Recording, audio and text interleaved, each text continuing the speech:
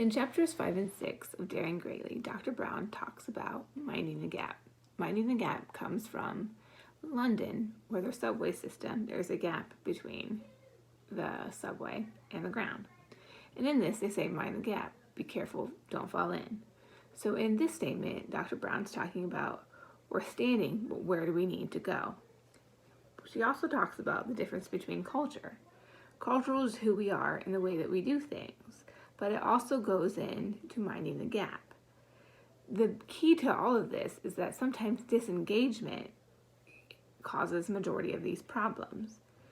We have a difference between our aspirational values and our best intentions. Can we walk or talk or do what we're supposed to be doing? This is important as in teachers because, as a lot of times happens, we are the leaders in the school. We are teaching our students. Can we teach them how to do it though? Can we walk that talk? Can we show them exactly what we're doing, but do we practice what we preach? In this video, or in this chapter, we also talked about videos and where a teacher was saying, I want my students to know that we're on the same team.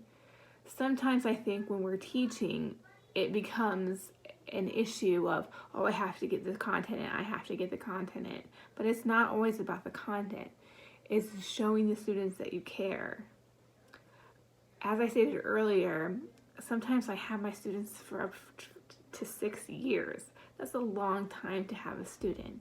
So I know them pretty well. So when I get a new student, sometimes I just go rushing in because I'm used to having them for a long time. You have to get to know them. So in part of the blog, it was talking about creating ways to show students that you care. And in this, they're talking about creating a morning meeting or establishing rules together.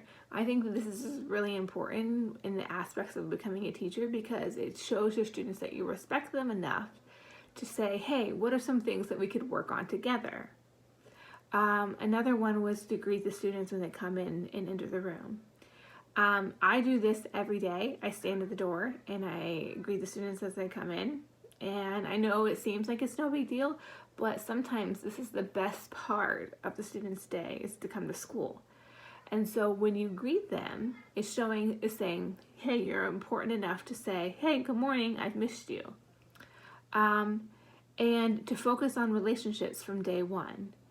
I think that it's really, really, really important to focus on relationships between your students because they're not going to trust you if they don't feel that they can be vulnerable in your classroom. They want to know that they are loved.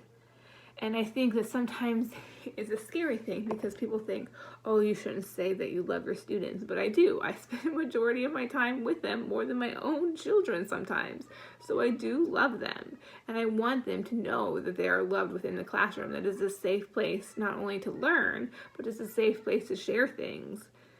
I also think that it's important to have the students know that they can be safe with one another and that they can build relationships with their peers too. I think because sometimes in special ed, people say, oh, they don't learn in that classroom. There's nothing going on in there. There is. There's lots of learning. It might not be the exact type of learning that everyone else is, but we're learning other concepts, other life lessons, other skill sets that might not be tied to teaching, but it's teaching students how to trust one another within each other and with me.